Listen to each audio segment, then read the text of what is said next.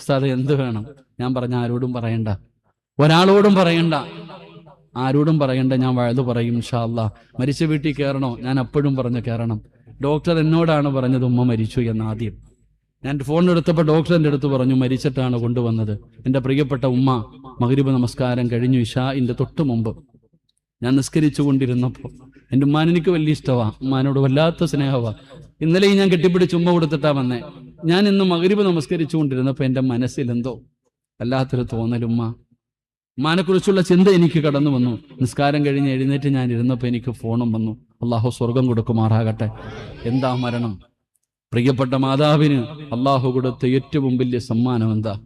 എൻ്റെ ഉമ്മാൻ അള്ളാഹു കൊടുത്ത ഏറ്റവും വലിയ സമ്മാനം വെള്ളിയാഴ്ച ദിവസം മരിക്കാൻ കഴിഞ്ഞില്ലേ?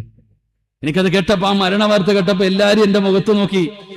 എൻ്റെ കൂടെ നിന്നവരൊക്കെ എൻ്റെ മുഖത്ത് നോക്കി, ഞാൻ കരയുന്നുണ്ടോ എന്ന്, എനിക്ക് സങ്കടമുണ്ടോ എന്ന്. എനിക്ക് സങ്കടമുണ്ട്, എന്നാലും അൽഹംദുലില്ലാഹ് എൻ്റെ ഉമ്മ മരിച്ചത് വെള്ളിയാഴ്ച ദിവസമാണല്ലോ. ഏതൊരു മനുഷ്യനും ദുആ ചെയ്യുന്നത് വെള്ളിയാഴ്ച രാവിലെ മരണം കിട്ടാൻ വേണ്ടിയാ. അപ്പൊ അള്ളാഹ് എൻ്റെ ഉമ്മാന് കൊടുത്ത ഏറ്റവും വലിയ സൗഭാഗ്യം, ഇതിനെക്കാലം എന്താ വേണ്ടത്? അള്ളാഹു നമുക്ക് നല്ല മരണം നൽകുമാറാകട്ടെ.